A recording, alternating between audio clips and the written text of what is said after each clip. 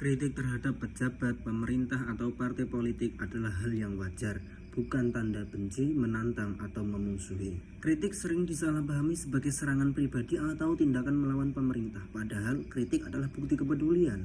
Apa itu kritik dalam konteks politik? Kritik adalah menyampaikan pendapat, masukan, atau evaluasi terhadap kinerja pejabat, kebijakan pemerintah, atau partai politik dengan tujuan memperbaiki atau meningkatkan kualitas pelayanan publik.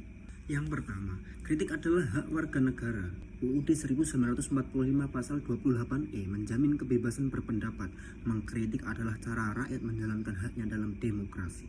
Contoh, ketika warga memprotes kenaikan harga BBM, mereka ingin pemerintah memikirkan dampaknya pada rakyat kecil, bukan membenci pemerintah. Yang kedua, kritik bertujuan memperbaiki. Kritik yang baik fokus pada kinerja atau kebijakan, bukan menyerang pribadi pejabat. Ini seperti dokter yang menunjukkan masalah agar pasien sembuh. Contoh, mengkritik anggaran yang tidak transparan, membantu mencegah korupsi demi kebaikan bersama. Yang ketiga, kritik menunjukkan peduli. Orang yang diam saat melihat ketidakadilan seringkali tidak peduli. Sebaliknya, kritik menunjukkan kita ingin kampung, kota, atau negara lebih baik. Ambil contoh, warga yang melaporkan proyek jembatan mangkrak menunjukkan warga ingin infrastruktur yang bermanfaat. Yang keempat, kritik bukan tantangan atau permusuhan.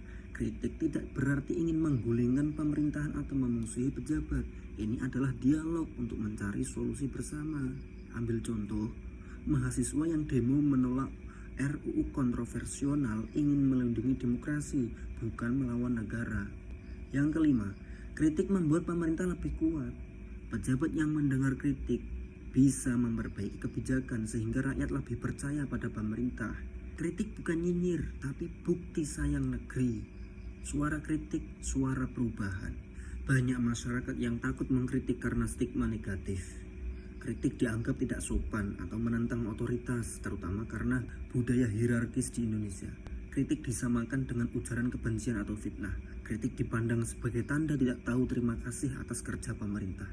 Sehingga berdampak masyarakat jadi pasif, tidak berani menyuarakan masalah seperti korupsi atau layanan publik yang buruk. Pejabat kehilangan masukan berharga sehingga kebijakan tidak tepat sasaran. Demokrasi melemah karena tidak ada check and balance dari rakyat. Contoh, banyak warga desa takut mengkritik Kades soal dana desa, padahal itu hak mereka. Survei Komnas HAM tahun 2022, sekitar 40% masyarakat Indonesia merasa takut menyampaikan kritik karena khawatir dianggap subversif.